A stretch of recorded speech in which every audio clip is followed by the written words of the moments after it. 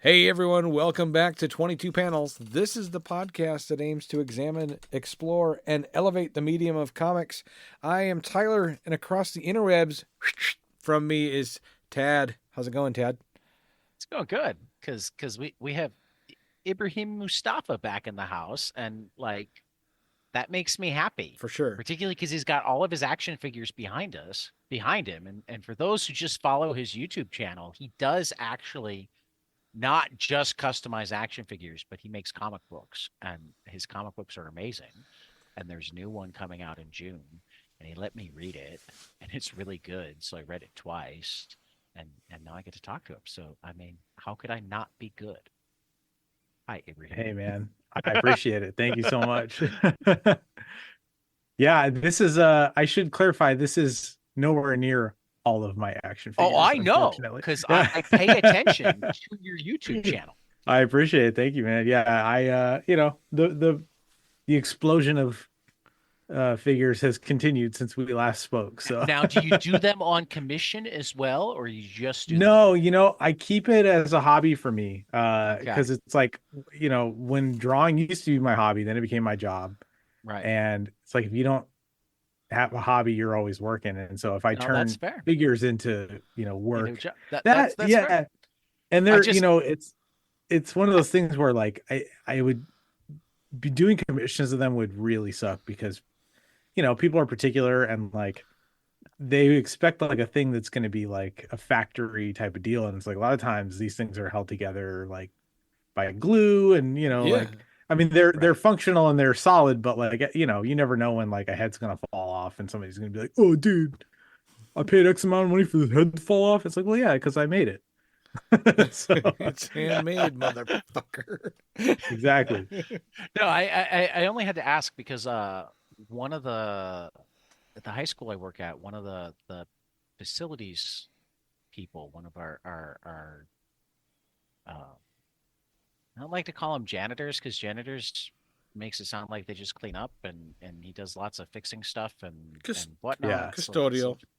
Custodial. custodial, Yeah. one of the custodial people at the high school, also does like dire. I mean, a couple of the kids did like a 5 minute documentary on him last year, so we all got to find Oh, out. that's He does all cool. these dioramas and stuff, and actually to the extent, and this probably has something to do with where we live because we've got enough people around our school that have way too much money to spend. But apparently, he got paid five figures to put together like table size diorama for somebody. Um, Wow. That's rad. and like when I was watching the documentary, I'm like, Ibrahim does that. Yeah. You have to. So Did they put that on YouTube I don't know by if they did. chance? I'll have to go. I'll have to go Yeah, let look me know what they because did it's because I'd it's love been to a see his while. stuff. I'll have to go see if I can find it, and or if I catch him in the hallway, I'll finally introduce myself because we've got like we've got 4,500 kids, eh, like 800 faculty, and Wow. like 500 additional staff. So like I it's thought my school almost was amazing big. that I Jeez. recognize his Yeah. face. So I my don't remember his name right now. so my son goes to high school near you, Tad, and I Right. believe his class is near 500. Do you know how big your senior class is? My senior class this year I think is 1,400. Okay. Yeah, Jeez. your school's or your son's school's one of our rivals, but it's one of the like just barely big enough to be in our conference. Yeah. Okay. Yeah, I was in a class of 500, and Yeah, I think my school had like 2,000 students, yeah, and it's one of the bigger ones in the state, I think. right. And I was yeah, in a class of 1,400, but it was an anomaly class. The class before it was 500, and the class after it was like 460. dang, They couldn't quite figure out what was in the water that made it so that like I think my son's yeah, class was the next class that was more than 1,000 at the same high school. that's Whoa. wild. And And it's a my big high school, but still. and I come from the middle of nowhere. My class was about 100. So Hey, that's bigger Yeah. than Kelly's class. Kelly's Yep. class was my wife actually has known Tyler longer than I have because she also comes from the middle of nowhere, and her class I think was 80, yeah, something like she was that. just Her outside Sioux entire Falls. high school was less than like Ibrahim's graduating class. Probably. My nephew lives out in the boonies, and he's one of like, I think he goes to a school that's like K through 12. Okay. And I Right. think he's one of maybe like 3 kids in his grade, and like, Gotcha. 20 high school kids total or something. Wow. Yeah. Whereas I work at, depending on the list, between the first and the 20th best public high school in the country. That's great. Um, we've got a ridiculous amount of money, which we actually spend on primarily academic outcomes, which is the only reason it doesn't disgust me that we have a ridiculous amount of money. I mean, all schools should have a ridiculous amount of money to I agree. put toward I agree, academic outcomes, right? So, But at it's least, always there's that. always sad to me when you've got the school that has a ridiculous amount of money and spends it on cosmetic things. Yeah, for sure.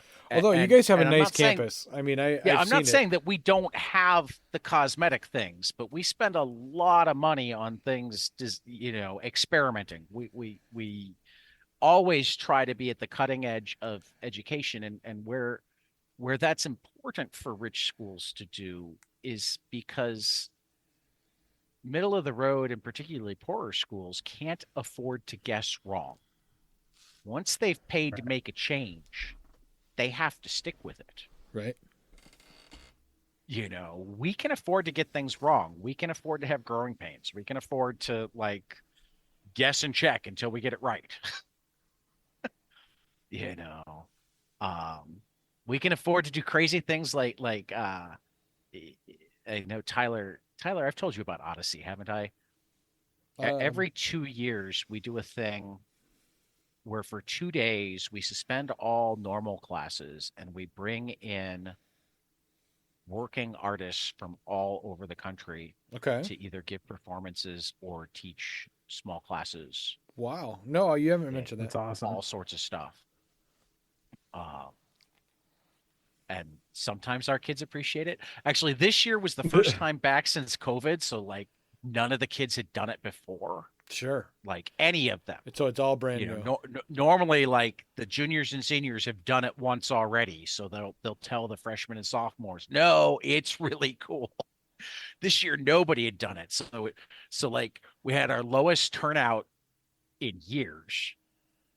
And then when everybody came back on Wednesday, the people who were there were going, you guys are dumb for not coming. It was amazing. There was a magic show. That's what I was Jeffrey gonna. Brown was there. That's what I was gonna ask. What kind of acts are able to do this? I mean, all sorts of stuff. We have music and dancers, and we had a pretty good magic mentalist show this year. That's sweet. That's Like awesome. I said, Jeffrey Brown was there to talk about his comics. He's local. Sweet. So I actually That's got awesome. to sit in on a playwriting session that was fun. It was like an award-winning playwright from somewhere in the Northeast, not like Tony Award winning, but one of the more prestigious small theater awards was there and just took us through brainstorming exercises and putting together characters. And That's cool. Remind me, Tad, what you teach? I'm a special ed teacher, so That's right. I love to look at everything. Yeah. And Tyler, you teach as well, yeah? Yeah, I teach high school art. Well, Yeah. That's right. That's 7th through 12th grade. So, Because he's in the boonies. yeah. So I've got I middle. don't have enough high schoolers to pay him full time. Correct. So I did work at a school where I had kindergarten through 12th grade. Right. in the span of a whole week, I would see all the kids. So that's got to be a bit of whiplash. yeah, my mornings were spent at an elementary school, and then I would spend my lunch driving to my high school to go spend it with 7th grade and 8th grade and then high school kids in the very end of the day. And that just got to be too Nice. much. So Yeah, currently I bet. currently at a high school where I'm just focusing on middle and high school kids, and it's fun. Yeah, I've been That's great. loving it. So So before we jump into Sim, yeah. Ibrahim's most recent videos. Have you looked at his YouTube page recently, Tyler? No, I was just going to ask you guys about the YouTube page. He's been doing Teenage Mutant Ninja Turtle stuff, including the van. So I mean, you you can click see on it the link and go look at it. Yeah, here. right there. I made this is just a photo background because Yeah. what's behind me is just a desk. It's a window. I remember what it was before. Yeah. But yeah, I made turtles out of like a bunch of disparate parts to make my own very unique style of turtles, and then What's that called? I got Kit a hold of- bashing or something?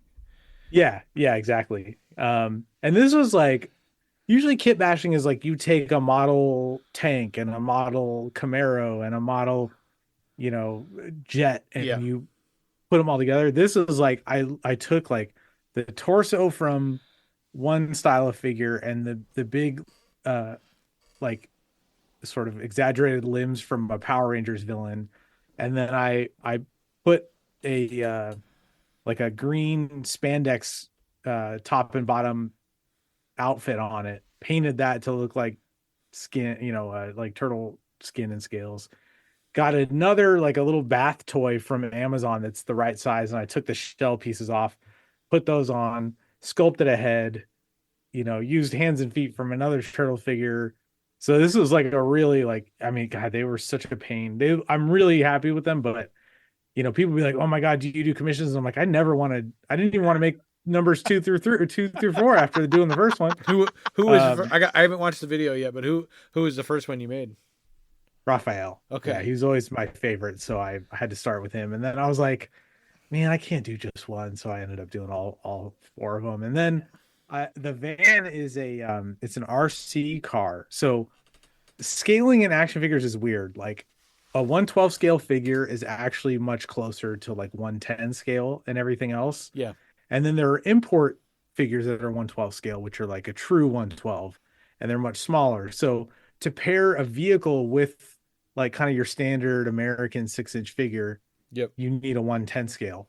So, and nobody really makes them except for like RC cars. So a lot of times I'll take just the clear RC body that you can find, and have to trick that out. Or in this case of the van, I found an existing RC like Samba bus that they don't make anymore. So it was a real pain to track one down. And I gutted it. I built an interior for it from scratch, like a little scale interior, little seats with duct tape on them and stuff. And Yeah. built a dash and all that. And then, paired it up with the turtles. So it's kind of the theme of the collection. The piece you see behind me is like mostly like characters and the vehicles that go with them. So I made Kit from Knight Rider out of like an old toy and made a little David Hasselhoff to go with it. And I got the Blade I Dodge used to Charger. have that toy. So yeah, that one I was hoping I could use that one, but it's probably like a 114 scale. I It's too small. destroyed it because I was young, and it had the button to press that made it talk, but it was like hard to reach. So you wound up like breaking the car reaching it. I used some parts from one I found, like a broken one. I got the hubcaps from it, and like I think what was like one other piece. Or no, I used the bumper as reference to build my own out of like plastic. Gotcha. But yeah, so that's primarily what I do on my channel, is like just making toys. And recently, my most recent video went up a few days ago. I repainted this, like, there's this brand called Jack's Pacific that used to make a lot of wrestling figures, and they would make these like 30-inch tall superheroes. That's like right. DC ones. Yeah. And so my did a neighbor had a Batman one. Yeah. And it was like, it's a beautiful sculpt, but it just looks like a cheap plastic toy. Like there's no paint variation on it.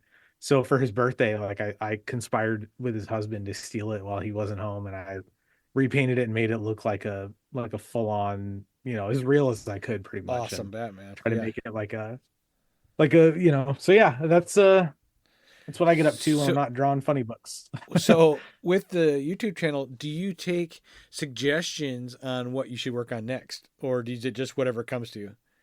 Because I just whatever comes to me. Yeah. If you have to sell it to anybody, I have never seen the channel yet, so I'm gonna check it out as soon as we're done. Tad just sent out a links to it, so Yeah, I sent you the link.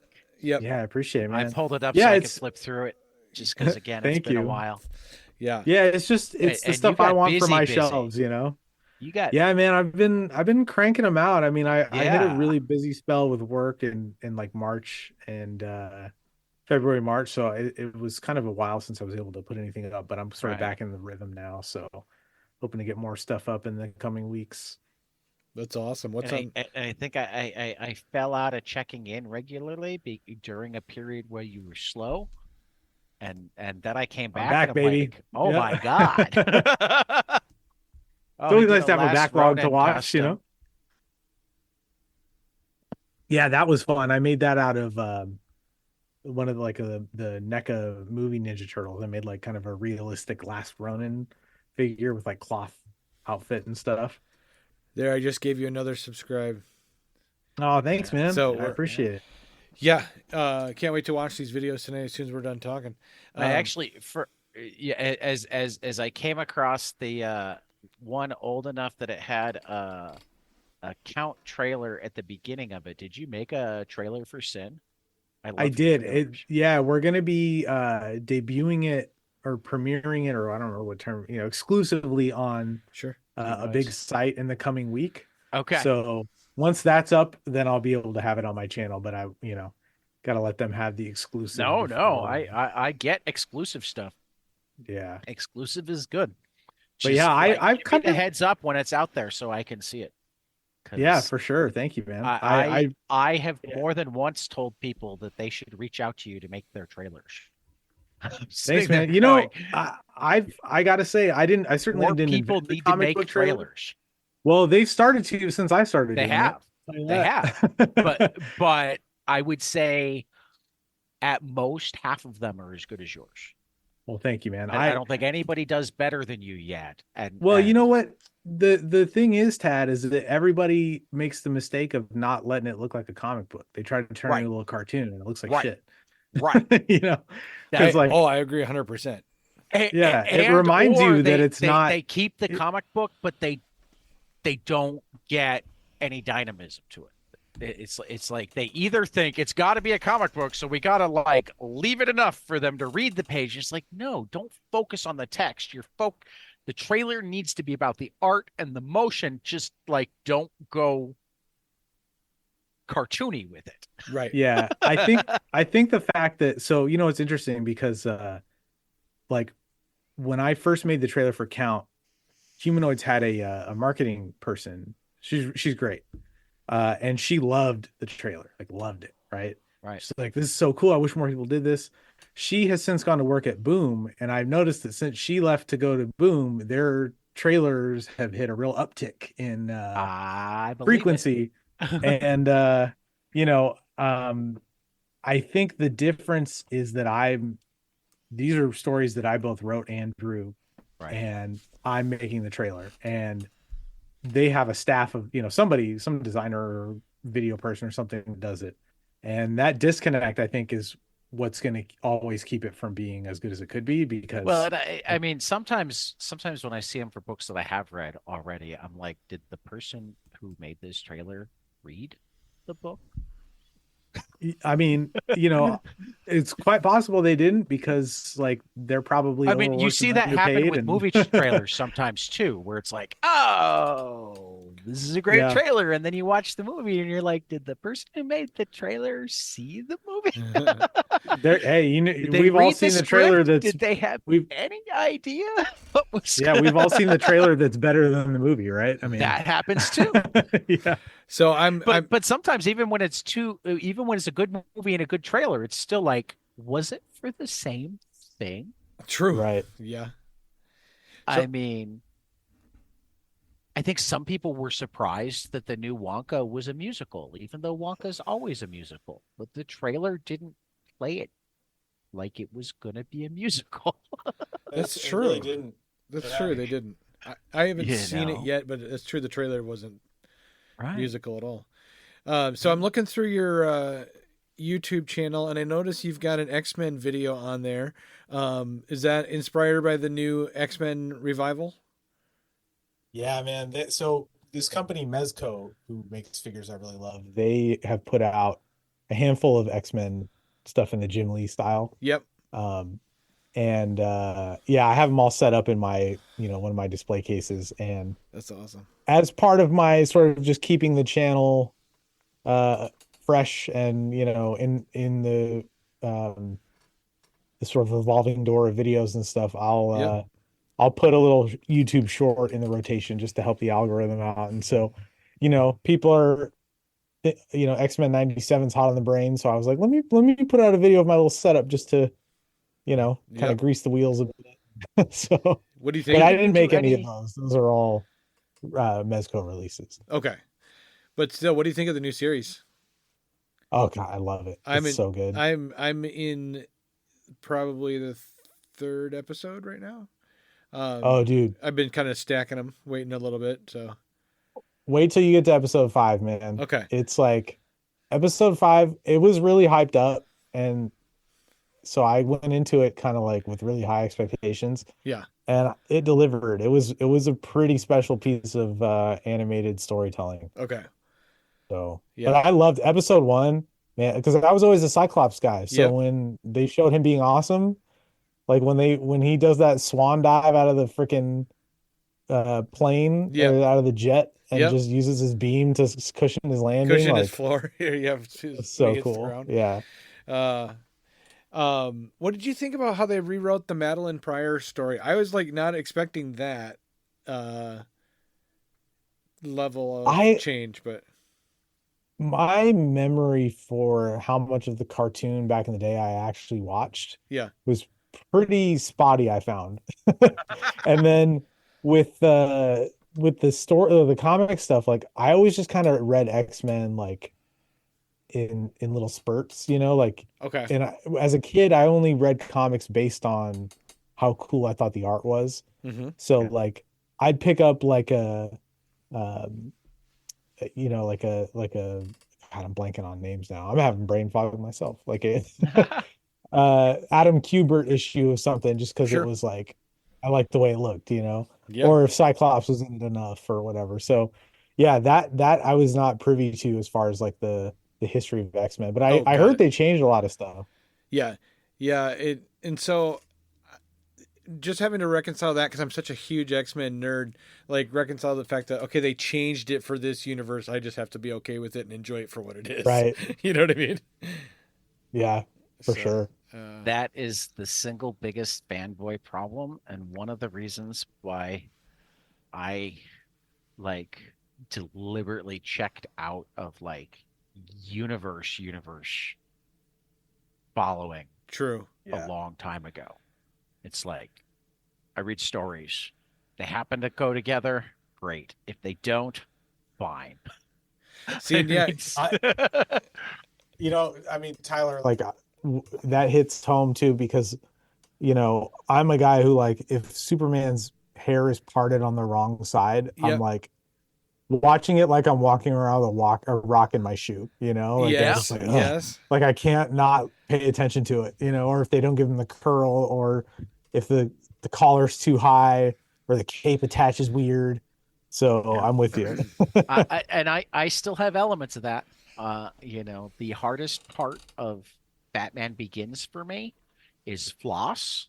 Oh yeah, because Tyler knows this. Like, that's how much it hits me. It's the one I always bring up. Okay, Floss is an Army Ranger. He's a 6'5" blonde thing of muscles that Gordon kicks the shit out of. Floss in the movie is this like greasy tub of shit, old, overweight, couldn't beat up a 10-year-old. Yep. And what really gets to me is actually it's not even like I don't care about the big stuff they changed. It's movie versus, but with the little character, just name him something else. Right. That's the thing. It's like they could have named him anything. Why they have to make him? Yeah. Nobody will care that you gave Gordon a new partner. Right. But they will care that you messed up Floss. Yes, or at least I will. Right? They could have even Like- made him Bullock, like, Yeah, it might have worked. yeah. I would have been less upset. Right. He's not quite Bullock either, because he's a little bit too scummy for Bullock. Right. But he's closer, like a physical archetype, at Right. least, right? Right.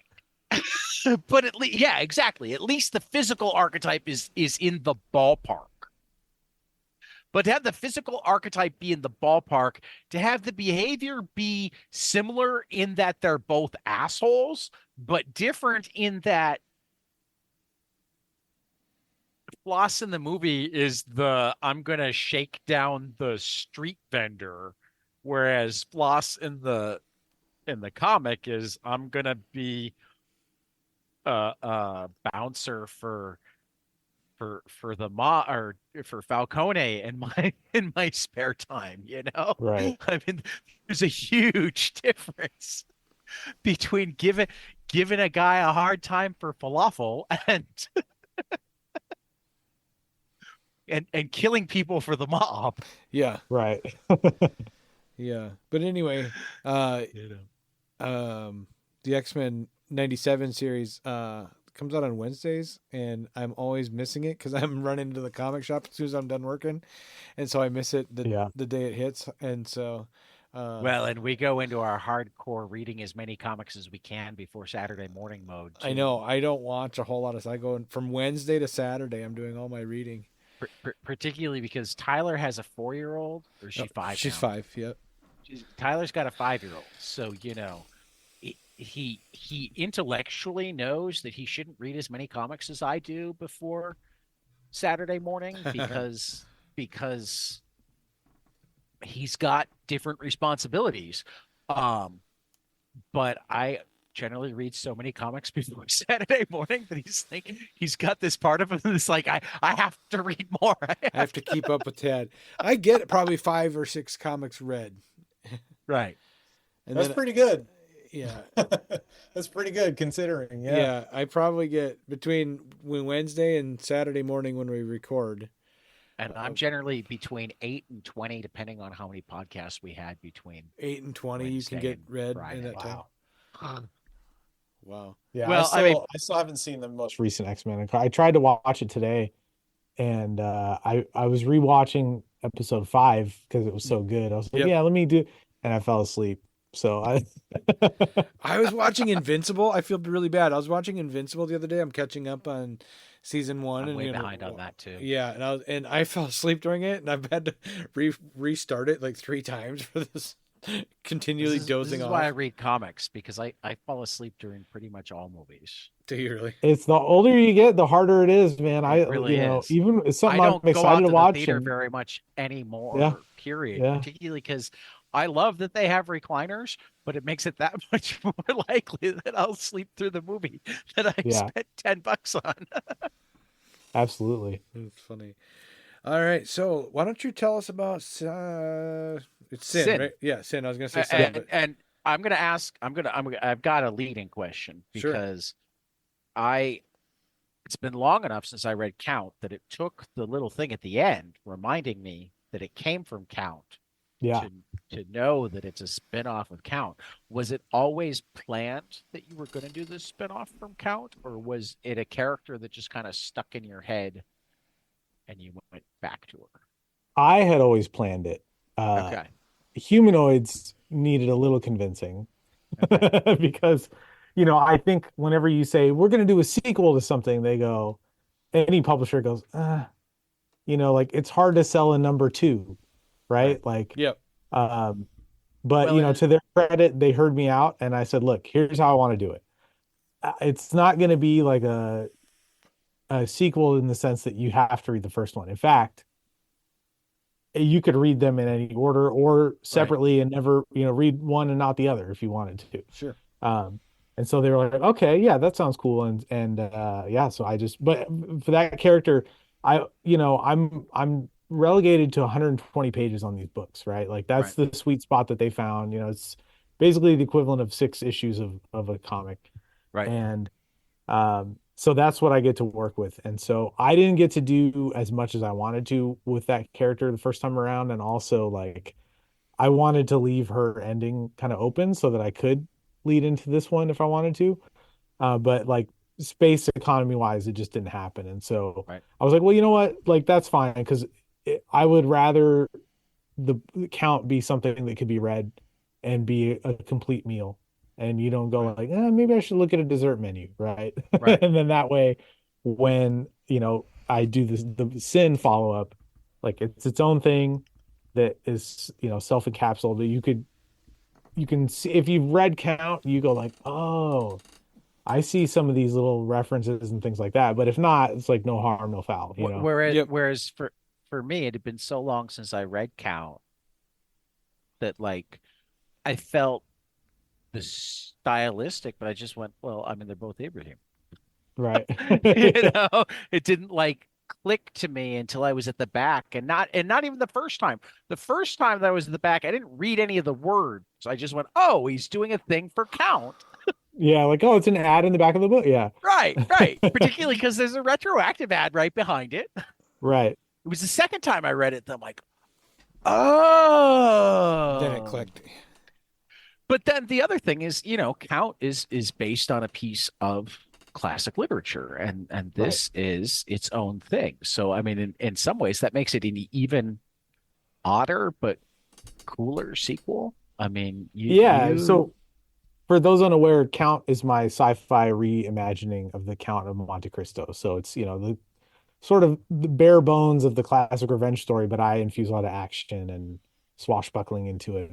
And, the original story, obviously it's amazing, but it's a very like long soap operatic kind of like, the main character schemes for years and years, and this, I made it much more straightforward. He gets out of jail. I mean, this is where the teacher in me likes to remind people that, Is that Alexander Dumas? Dumas, yeah. Yeah. That, and I believe he was paid by the word for that one, which is a big part of why it's like they almost all were, pages. but it's not even really that. It's there was no TV, there was no radio, there were no movies, there were no short stories. Weren't what people wanted. Right. It was originally he was paid by the word in part because it was originally published in a newspaper as a serial. Right? As a serial, so you get like X amount of it every week or every month, or they wanted on what reader retention. Right. Yeah. So it was all about reader retention. It was all about bringing them back. People weren't sitting down and reading 500 pages at once. They were reading 5 pages of big newsprint, so probably 20 pages of like a book, and then they were waiting for however long until they could get their hands on the next part, and that would make it more likely to sell. And remember, paperback then was also not as good, so like it fell apart. So right. It's not like they were reading and rereading and rereading. They were reading and committing as much of it to memory as they could, and then reading the next part. Right. Which is so funny in contrast to what I'm doing now, which is like you're competing with all the apps, with all the short form videos and the shorter attention span. And, you have X amount of pages to do this and that's all you get, So it's definitely like for the fact that it's, based on, inspired by this original classic story, like it's pretty different and for a lot of those reasons. Right. For sure. Yeah. So with Sin, like this one, because it's a smaller in scope tale, I got to really kind of sit in more of it, which was really nice. Right. And fewer characters, so we kind of focused mainly on her and the people she's with. But yeah, it was a man, this book was like crazy action. Mm-hmm. Crazy good action. What is your work schedule like when you're writing and drawing? It's interesting. Like, so Count, I had a very detailed outline because it was my first project with humanoids, and they're a French publisher by origin, and I here I am, an American, going like, hey, I'm going to retell this classic French tale, and they were like, we're going to need to see that before we so So I wrote down like a very like detailed outline, right? And basically like a beat sheet of like, and then this happens. Almost like if I were telling you the story of a movie I watched or something. Right. So when it came down to it, I wrote the whole script in 2 weeks and I drew the whole book in like 7 months. Um, and then, over the last several years, life has hit with a ton of bricks. And like What? this one took a lot longer just in terms, it's probably about a year to do this one. So workflow wise, it's kind of an anomaly because like literally as I was writing the script, my dog got really sick and passed away. Oh man. Sorry. Thank you. She's featured in the book and on the cover actually. So that's, Okay. it's my dog.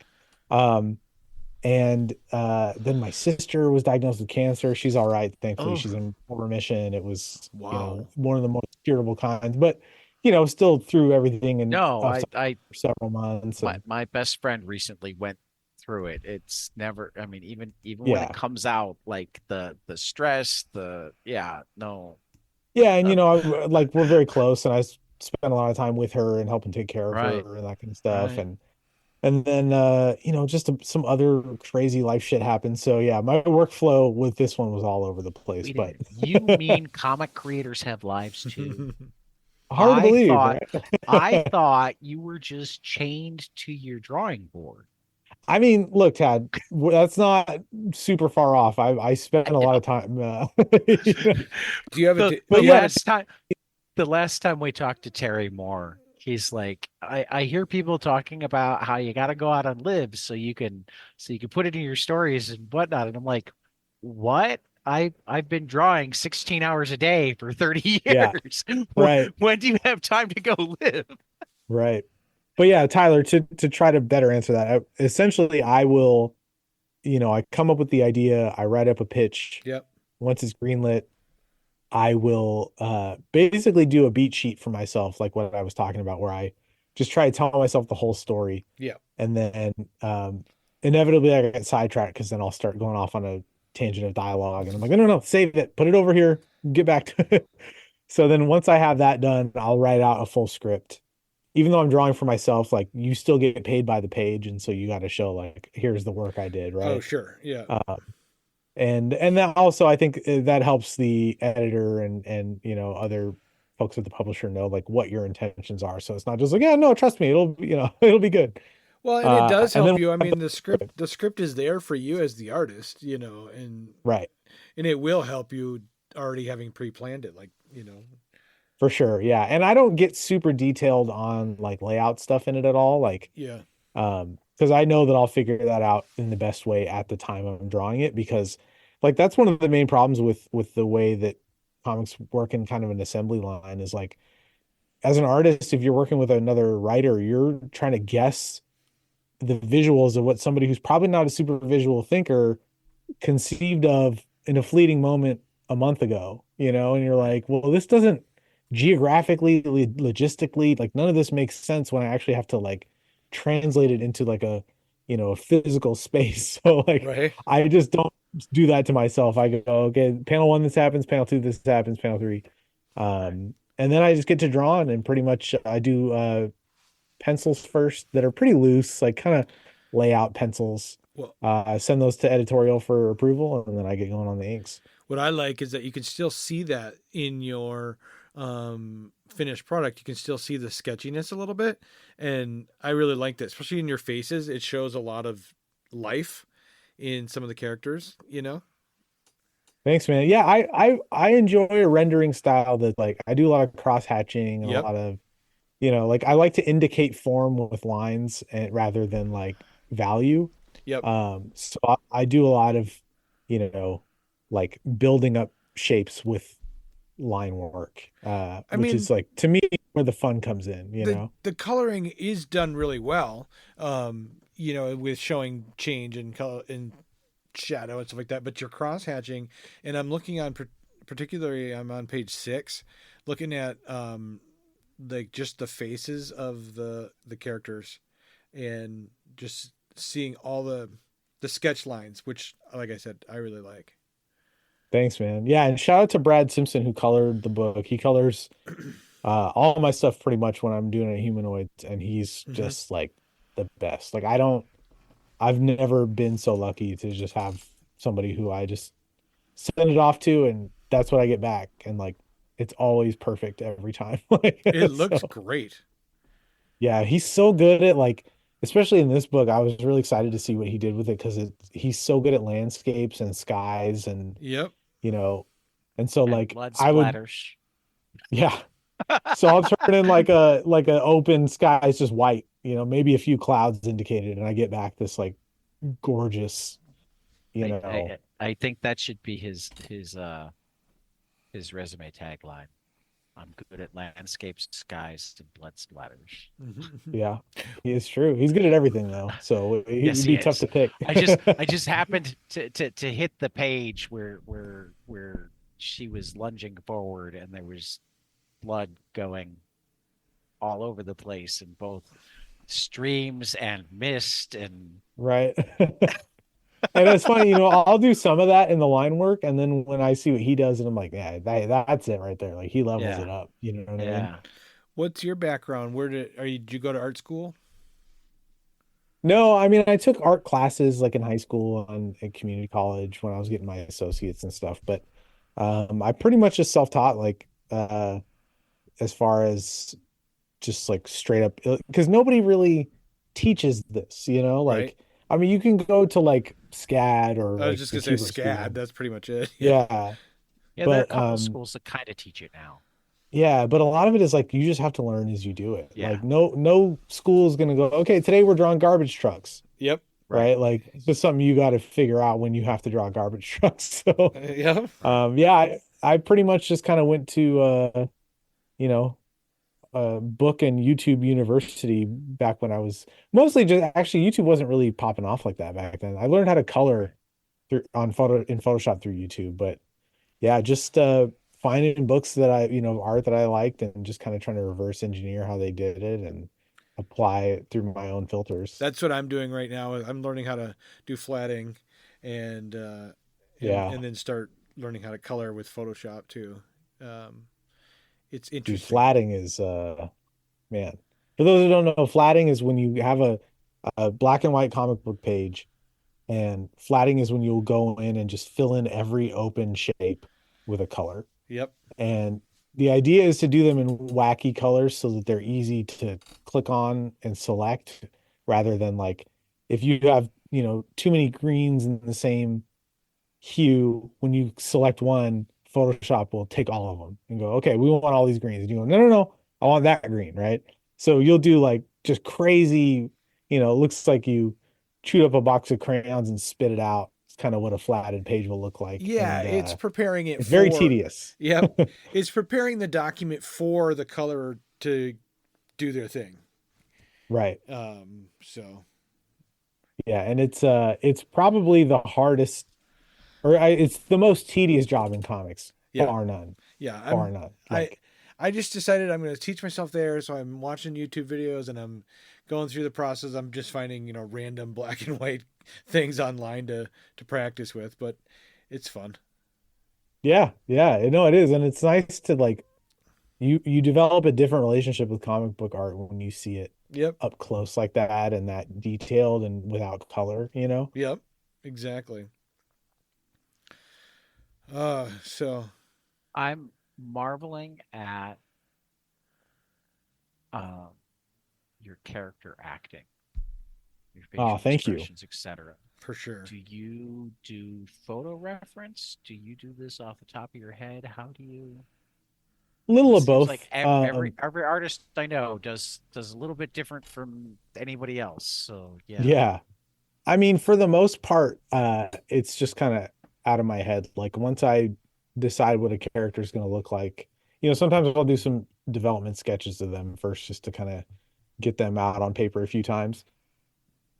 And then from there, it's just kind of like remembering the archetype that you chose. And then, you know, a lot of referencing myself in the mirror, like, okay, yeah, which way do your eyebrows stitch up when you're surprised, or True. okay, what's your mouth doing? Sometimes I'll pick like if they're saying what, I'll go, okay, well, what's the part of the word I want to focus on as far as the shape of the mouth. Is it the woo or the you know? True. Yeah. So that Right. kind of, yeah.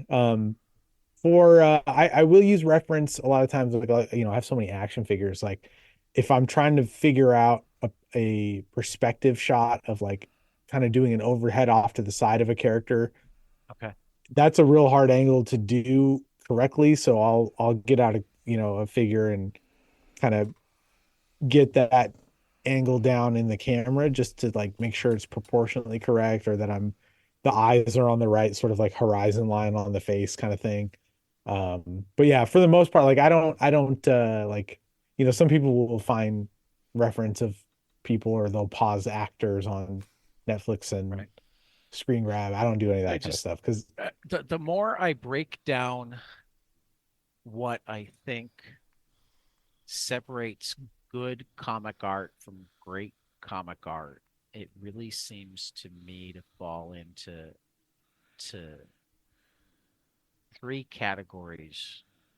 The first is facial expressions and body language. Yeah. Mhm. The second is panel layouts and flow.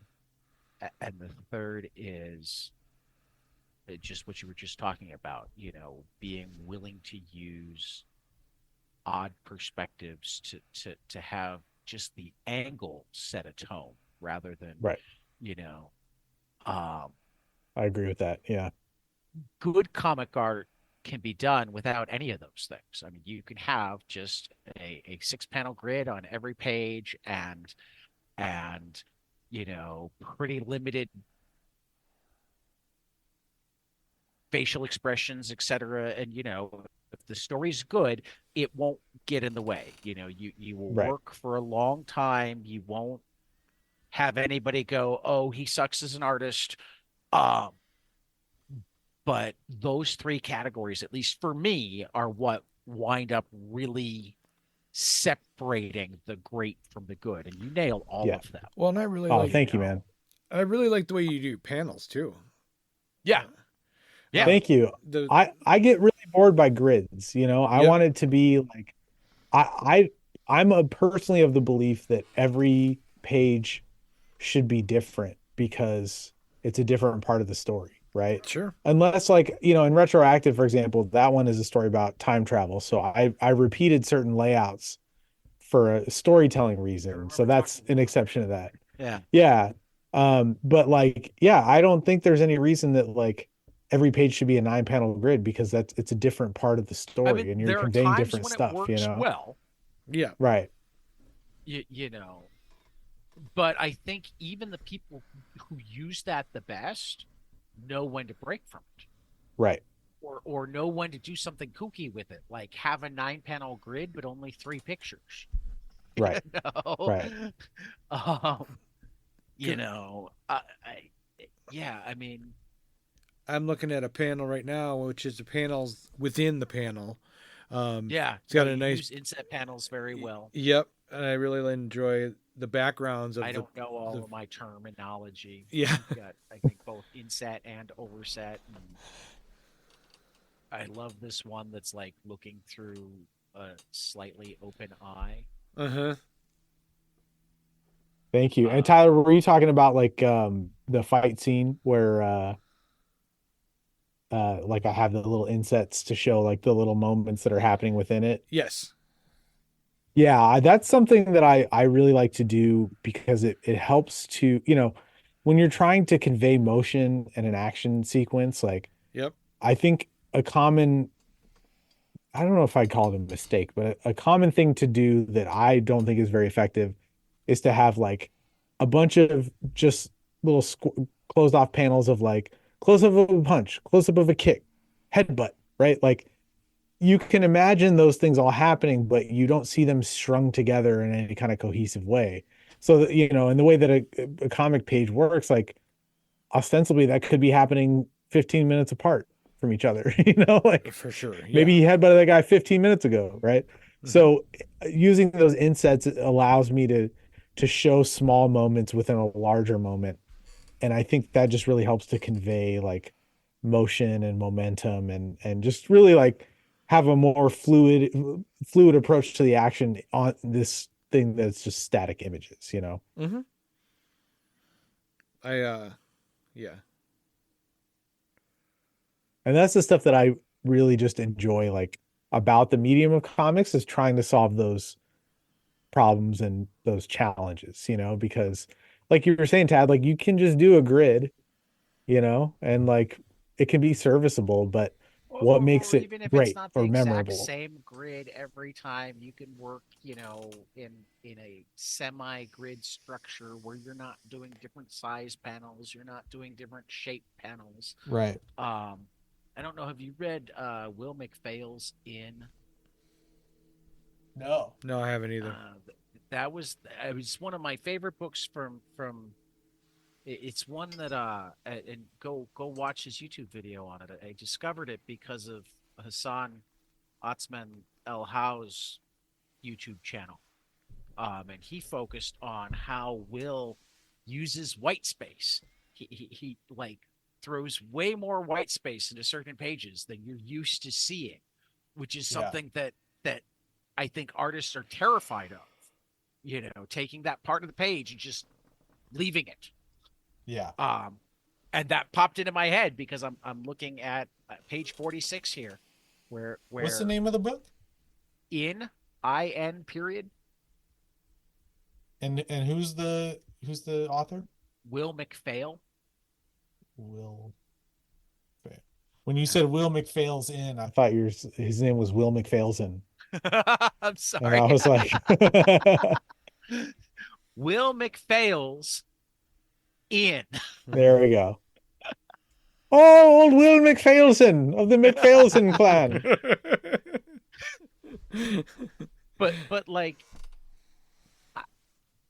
I think again, I'm looking at page 46 here, where they're having the conversation where they've just identified Mac, Mm-hmm. and she's scared, and the guy gets up in his face, and like it flows so well, and I think there are a ton of artists. There's like a like inch and a half by 3/4 of an inch white space center left that I think a ton of artists would be afraid to leave there. I'm looking at it And- right now. Yeah, I see what you're saying. And I think that to stretch any of the panels to do anything here, I'll share the screen just in case you don't. Yeah, know no, I got it off pulled the up top right of here. your head. It's beautiful. Okay. Yeah. The way it flows is perfect. Oh, you're talking about mine. I'm sorry. I was looking at. Yeah, no, I'm talking about yours. I was looking at In. Yeah, no, I'm talking about yours. Yeah. In the great one to look at is when he has his discussion with the guy or with the plumber. That's some of the best. I'm use of excited space that I've ever seen.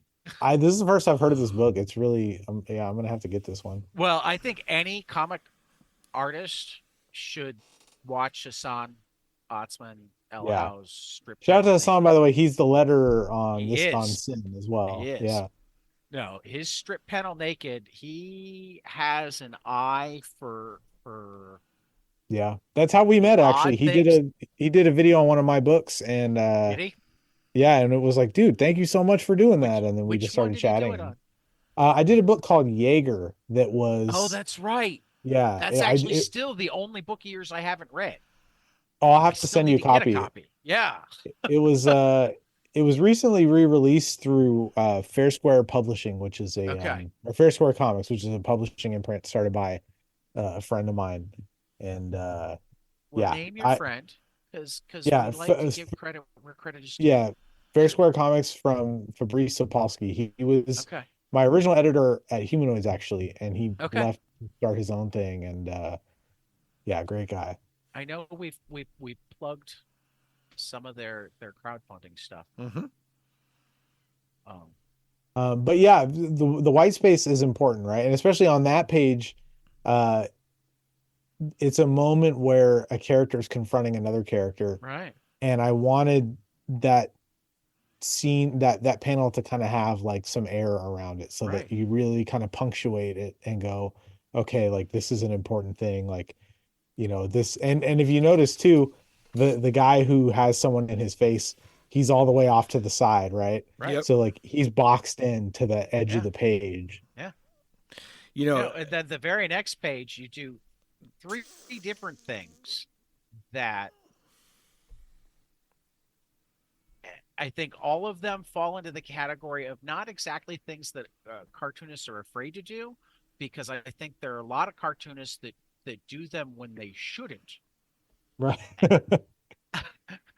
um, and a smaller number of cartoonists who know how to do it just perfectly. And that's the first is your top panel is not only borderless, it goes off the page and you drop the background.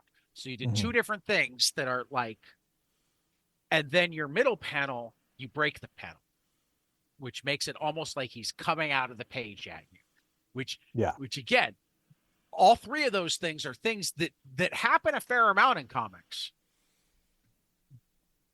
But doing them well is an art form, right? Dropping the background is essentially, we need you to focus on this. You need to focus on what he's saying. We need you to focus on this crowd. Going off the page is like, you need the idea that this is a big space, Right? A big group. And then, the jumping out of the panel is like, it's used too often, I think, for action. And it can work for action, but I think it's better for what you're doing here, which is essentially intimidation. Thank you. Yeah, he's a big obtrusive guy, and he's like, in this moment being very intimidating. And so I wanted it to feel like he's not constrained by like the normal constraints that we would apply to a person. Right. And with the first panel, the open space and everything, like, they're in this like small town. So, this book is like a sci-fi Western essentially. Right. And, the bad guys have come rolling into town and they're pretty deep in numbers. And, we have just 4 people opposing them essentially. And I wanted it to feel like, regardless of what is going on around them, like for these 4 people in this moment, like that's their whole world is this gang of bad guys, Right. How much do you like think about stuff like that, and how much of it comes naturally? How much of it would you have to like deconstruct, or did you hear me say it and go, oh yeah, no, that's exactly what I was trying to do, but I hadn't put words to it before?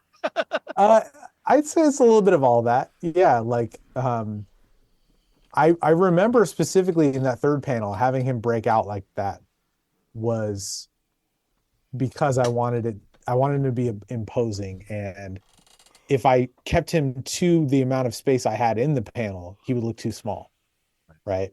Well, and I think it's important too, because he's playing at being friendly, right? But he's not being friendly, right? He's being imposing. So if you don't do something to put lie to the smile on his face, if you don't do something to say that there's an edge of like threat behind I'm certain that the chief will be so pleased to see you when you return with us, right, that he will welcome you with open arms, right. And like that would have been way less effective if I cut off his hands and the top of his head for the panel, right? So or even less so if you'd made him smaller, right? Mm-hmm. And then the next panel, you zoom in on him and you see Mex's ear, and that just like, do you read a lot of European comics? I mean, I wish I could say I read more comics in general, because it takes so much time to draw. But yeah, I'm a big fan of European comics for sure. I feel like you have. We read The Killer. Yeah. For over a span of like, was it 6 weeks, Tyler? I don't remember. I think so. But we were doing like a volume per per episode for our regular Saturday podcast. And one of the things we noticed was how much more willing they are to give that extra panel, to give that second panel, whatever, to get the weight of the moment. Mm-hmm. But by zooming in or slowing something down, and Right. I see that here. I saw it a lot. I really love. I didn't mention it, or I really love here, the going ahead and the take the two different panels and the surprise in her face as the girl just takes her hand to take a walk. You know. Yeah. I love little moments like that, says you know? so much. Yeah, I think a lot of it is just influenced by like my love of watching good movies too, you know? Okay. Like I think a lot of these are just little moments that you would typically see in that medium and less in comics, because comics, I think when we think of comics, a lot of times just collectively we think of superheroes, right? And Oh, yeah. those don't always much. benefit from little moments like that because there isn't room for them, or because, it's hard when they're fighting a big world threat, existential villain kind of thing. I mean, honestly, I think they almost always benefit from it. I think that many people aren't creative enough to put it in. I guess not necessarily that they don't benefit from it, but it's just like it's hard to find a place for it if you're going to tell the big story the way that they're doing when it, you got the editorial dictate that, every 6 pages there needs to be a fight. Well, and I mean, I think if you look at the effective, like the movies we all really enjoy from the superhero genre, it's the stuff that like Guardians, where they have these little family moments, that kind of thing, So it's certainly better for storytelling when you have that kind of stuff. I think that honestly, I think if you look at our favorite superhero comics through the years, most of them are fall into 2 categories: that they're creators that already had the clout to say, no, we should do it this way, right? Or they're creators that don't have that clout but are also working on titles that people are like, it's not going to sell anyway. I mean, everybody forgets that like Daredevil was a D-list character when Frank Miller took it over. Right. He got to do what he got to do because it was like the sales can't go down. I think about that kind of stuff a lot, Tad, because like I feel like for some reason they only let Tom King do that kind of shit now. Yeah. It's true. And it's like, well, but you know how many people have their like, but so many people have their weird little, I'd love to do this like Dr. Fate thing where he loses this and he's on a, he goes to, I mean, not like, entirely. They don't get, nobody lets him do it though, because they let did you see the Fire and Ice that Joanne Starer and oh yeah. I haven't read it, but I'm familiar with what you're talking about. But the one where they go to Smallville, right? Yeah, and open a beauty salon. Yeah, I don't know, like, but that's kind of one of those books where you go like, they let Mark Russell do the One Star Squadron. I agree that they don't do it enough. I think my point is that right, more. Exactly. Like, those books are generally loved, and people go like, I mean, look at Superman's pal Jimmy Olsen, right? Like, it's just like anytime they step outside of the norm and do like something fun, I mean, it gets very well received. If I ran either of the big 2, there would be like at DC, it'd be Batman and Detective, Superman and Action, Wonder Woman, maybe Justice League, maybe Flash would be monthly, and everything else would be mini or maxi series. It'd be pitch me an idea. Yep. Pitch me an idea. That sounds great. Yeah, I think that's how it should be too. And I mean, like with the Fire and Ice one, at Marvel, it'd be like one it'd be Amazing Spider-Man, Daredevil, one X-Men book, Yep. Captain America, Avengers, and everything Yeah. else, you know. Well, it's like, what I wonder, I mean, like, so with Fire and Ice, I know the editor on that. She's great. And I think that she has probably a pretty strong, like,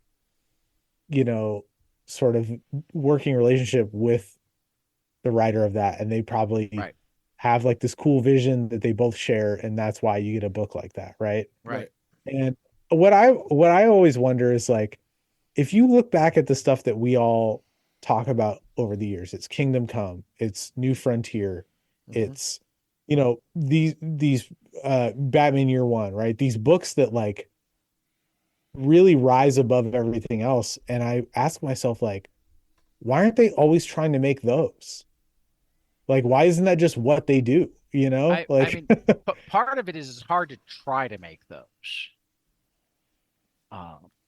It's not as hard as you would think, though. I mean, like, but of course, you can't just go like, I'm going to make a viral video, right? Like, you can't capture lightning in a bottle. But I don't think that a lot of what they do is trying to make books like that, right? They have their sort of like stable of artists that all kind of draw a certain way. I think half of the gritty 90s was trying to remake Dark Knight. They just didn't know how. They were remaking the wrong part of Dark Knight. I think that's the bigger problem is the decision makers too often identify the wrong part as what's different and cool. Right. Oh, gritty Batman is what people want. It's like, no, this is like superhero deconstruction and it's cultural commentary and right. Just making it gritty. No, that's not gonna. Well, I think to be fair too, a lot of people don't necessarily have like the big idea for these characters, but they are given the opportunity to write them, and so you get what you get out of them, right? And that's not always going to be this thing where they have a burning passion to tell a very specific kind of story, right? But there's a lot of stuff that comes out where I'm like if you look at those Sean Murphy White Knight books, right? Mm-hmm. Right. Like granted he draws very well, but if you let anyone play with the Batman the animated series continuity and like do cool stuff with it, it's gonna do well because people love that shit. And like he's not an anomaly. They just said yes to him, you know. So there's a lot of that kind of stuff. Has been the White Knight I enjoy, but the Zorro he's doing right now is something special. Is it? He kind of took Zorro and modernized it and it's like a modern tale in a world where Zorro may have once existed, and a very quixotic character thinks he's Zorro to help save his town. It's working for me. Cool. It's got both Zorro and Don Quixote as like equal influences. But yeah, no, I think the original White Knight was a interesting concept because the whole idea that you'd make Joker the good guy. And after that, yeah, I think a lot of people could have done it if they'd been said yes to. Right. Well, I mean, it's like when you get to do a book where like they don't often let people just draw all the Batmobiles. Right. Like of course, like that's right. And I think Murphy knows that. I think a lot of what he does is, I don't want to call it pandering, but he does a lot of like fan service stuff, that he knows is going to be like the thing that people go, oh, look at this panel and share it online. And, and I think if it's a lucky and fortunate thing to get those opportunities from them to, get to do that kind of stuff. And I think if they let more people do it, you'd see a lot more books do a lot better. I think, and for that matter, I know enough pitches that like I sit there going, they said no to that. Right. That I know that there are so many great books, and sometimes it's just they're human. We talked to Paul Levitz. I think it was off the air, so hopefully he doesn't get upset that I say this, but I asked him about Oh, Kyle Baker's Superman's Babysitter story yeah. that won an Eisner, even though it hadn't been published. um, and he's like, "Yeah, I blew that one." Well, sometimes too, it's the more this stuff becomes corporate, right? Like Right. there's corporate synergies you have to take into account. Right. Sometimes they have a great story, but it's not the right time because, well, Right. the overlords want us to focus on this character because there's a movie Right. coming out or whatever, Right. So it's In not fact- always an airball. It's just Yeah. For we'd that love matter, to, but we can't right now. my favorite Paul Levitz story that he told us that I've retold multiple times is he initially turned down Why the Last Man, and like Karen and Heidi came into his office, and Karen's like, "No, it's gonna work." And he's like, "It's teenage fantasy. You're the only guy left in the world. What do you do after issue 5?" And she's like, "No, he's got a 60-issue plan," which apparently Brian absolutely did not actually have at that time. He's got a 60-issue plan. It's gonna be great. Trust me. And Paul's like, "No," and she just said, "Oh, do you trust me?" He's like, "Yeah." Then make the goddamn book. Yeah.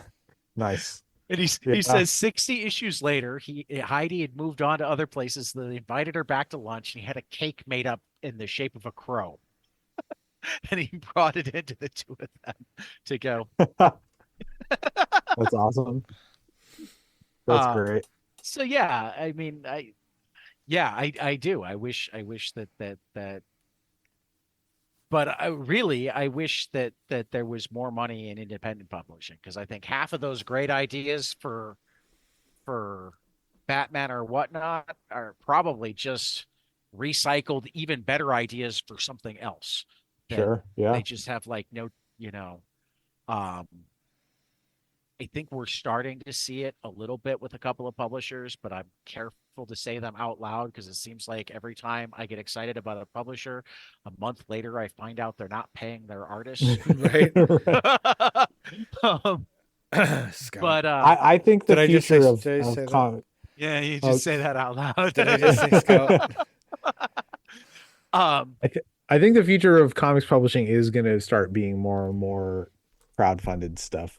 I do too. But I think there'll be a mix. What I'd love to see, and not just in comics, I'd love to see this in music. I'd love to see this in movies. I'd certainly love to see this in all forms of publishing. I'm getting tired. It should be okay to make your money back rather than make your money back 10 times over. Yeah. Everybody's going for the massive hit rather than going, yeah, I can sell this. I mean, if you really think about it, even if you're paying them significantly better than we normally pay page rates right now, you can make a single issue comic for about $20,000. You should be able to find a way to make that money back, particularly when you start factoring in digital and if you can't find stories that you can take the 120, say you don't make the 20,000 back on each of the 6 issues, but then you've got the trade and you don't have to repay for the pages. True. Right. You're just paying for printing at that point. I mean, it shouldn't be that hard to take that and turn a profit.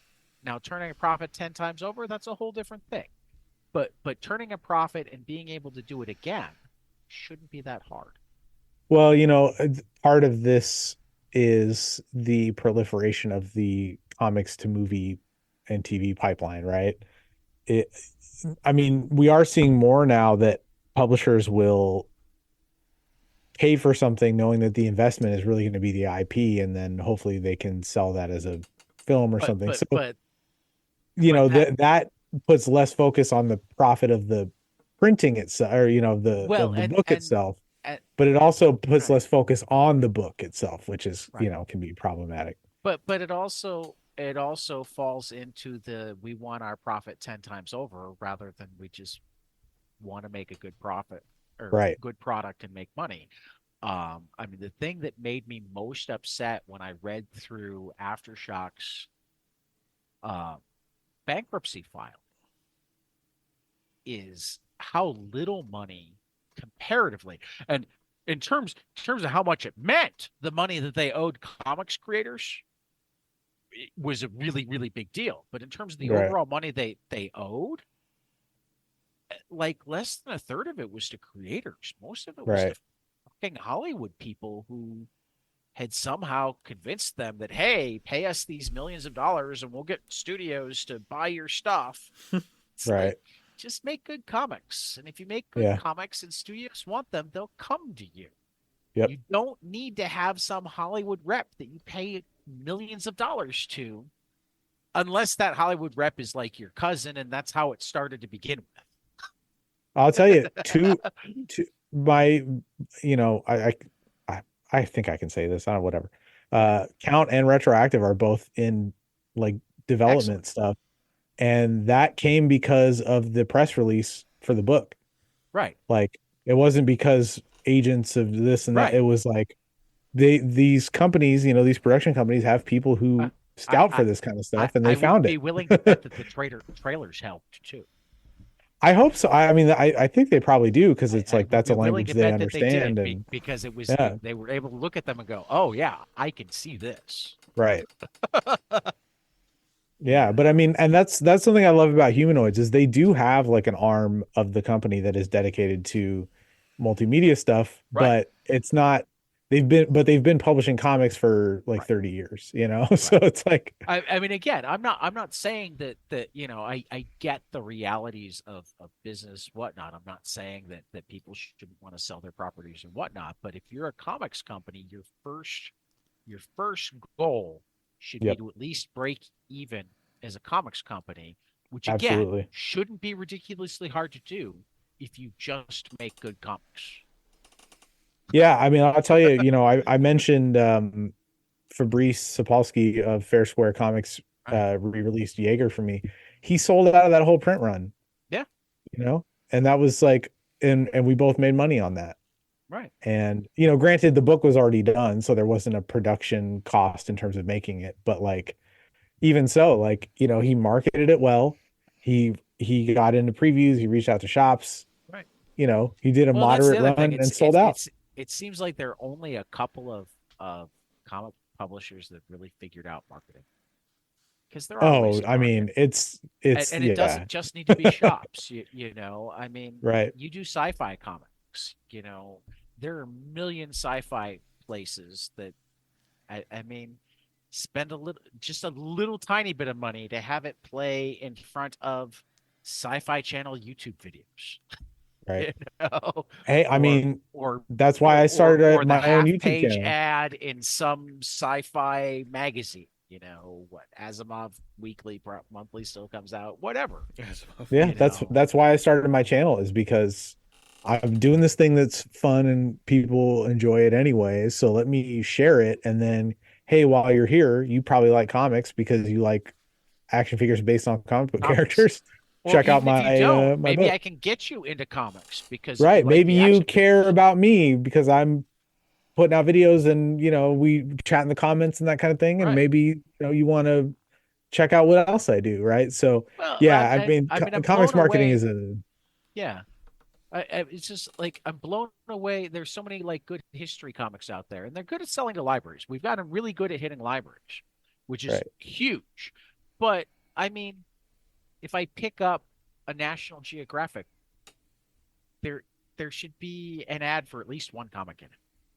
I can't imagine that there's not a comic out there that couldn't be sold to a National Geographic audience. And it's not Yeah. like those ads are ridiculously expensive as it goes. You know what I mean? Right. For sure, yeah. Because I think the biggest market for most comics is people who don't read comics because they don't know that there are non-superhero comics. Yeah. That's the biggest place that we haven't tapped. Yeah.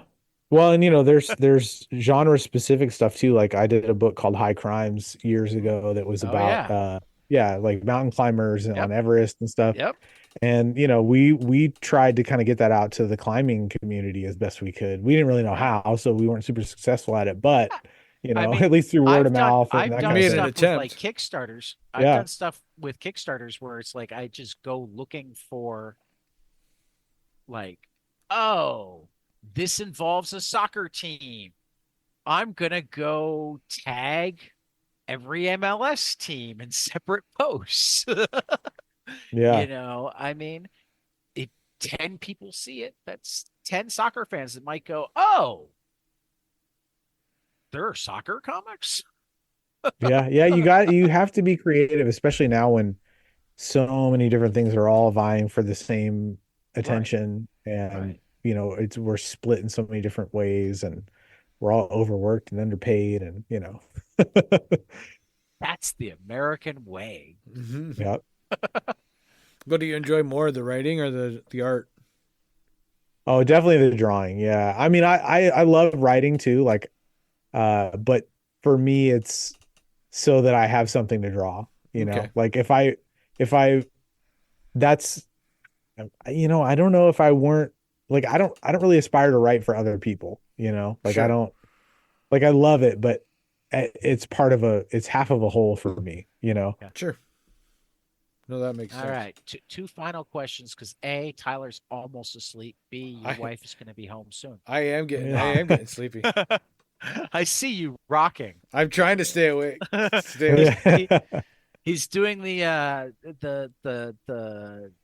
Orange Man courtroom rock. I know. The Orange Man. You got to let out do a couple stinkers While you're at it to get the full effect.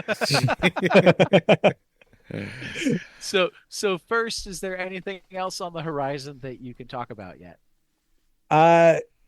Well, I don't know if I'll be vague about it, but I have some DC covers coming up that I'm very excited about. Awesome. Okay. Very, very excited about. And then I'm working on another book with humanoids. As Very we speak, cool. I'm on I think page 40 of it. So Okay. I'm about a third of the way I done. knew that originally you had a 3-book contract, so I'm happy to discover that you'll be doing another because I love your humanoids books. Thank you. I say it every chance I get. They've been amazing. Like they're just a really amazing partner to work with. And they pay me well and on time, and they're Right. enthusiastic about what I do, and they're communicative and they're helpful, and I'm just like, they're like the fantastic. best kept secret. So No, they're not a secret around here. I love Good. humanoid stuff. I was happy to see. I haven't finished reading it, but Chris Sabella got to write a book. Yeah, he did. Humanoids Yes. that just came out that I've enjoyed so far. with Mark Laming. Right. Yeah. What's it called? Eden or East of Eden. Eden. Yeah. Eden. Right. Yeah. So, and then my favorite question to ask everybody, what's a comic that you love that not enough other people have read and you need them to so you can talk to them about it? Oh man, that's a really good question. I read something recently. Oh, I'll tell you exactly what it was. It was called let me look up it's a Zorro book, and it's a French book, and I managed to find the English version on like Kindle Comixology. Okay. It's called like Don Diego? No. Don Vega. That's what it's called.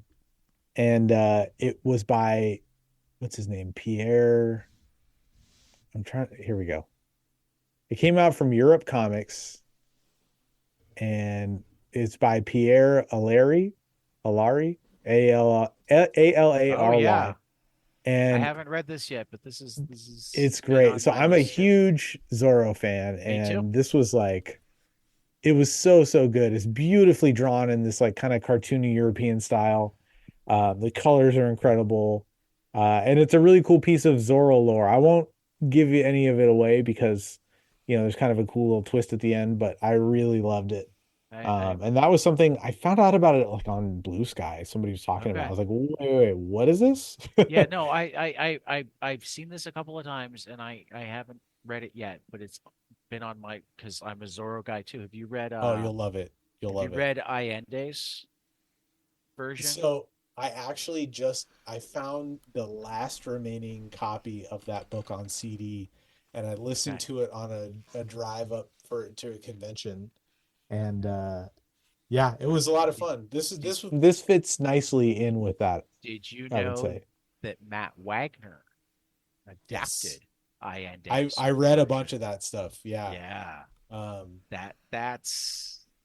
I mean, I love Allende's version, but that's one of my favorite Zorros is the Matt Wagner. Yeah, I think he adaptation distilled of- it in a way that was really good. Right. I've been meaning to go back and read the Mike Mayhew stuff because I really like his art on that, Yep. and I haven't picked that up yet. But Yep. um, And I have enjoyed, and again, it's like all of the Zorro that we know is legend in the universe of the Zorro Right. that Sean. Did you Murphy's watch the doing new right now. Spanish series? I've watched about half of it. I was really salty about it at first because I was like, they found the whitest Spaniard they possibly could, Of and course they they did. tease us with this like native, indigenous like Zorro played by Danny Rojas from Ted Lasso, who everyone loves, Right. and then they take it away from us immediately, and I was like, what? And I didn't dig the whole like the fox chose you on a blood moon thing or Right. whatever, Right. but everything after that was great. Yeah. And I was like, you know what? This is a really solid show, and I'm excited for more. So hopefully we get another season of it. That would be cool. That would be cool. I don't watch as much TV because I get busy reading comics and because I'm just not good at focusing on.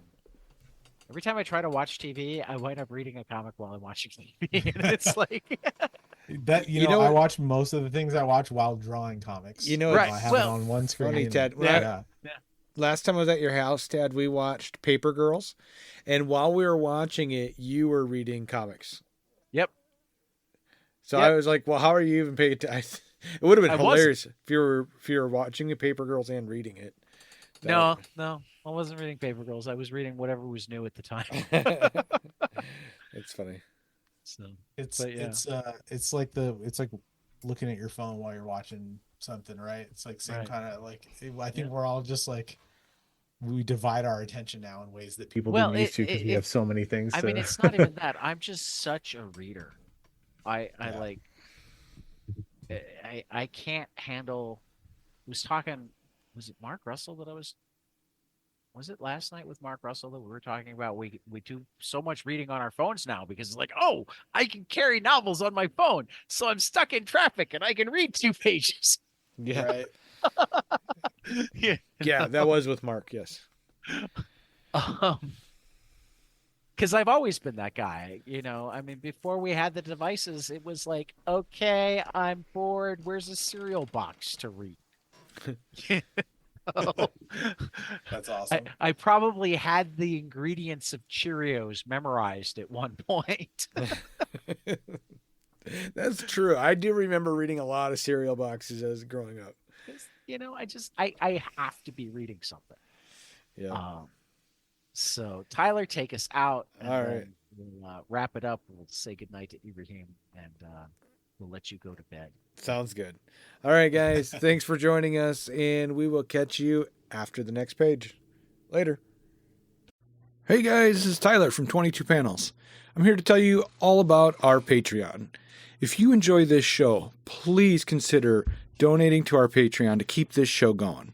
We have many different tiers, all different levels to help you decide what's right for you. Okay, so get on out there to patreon.com/22 Panels Podcast.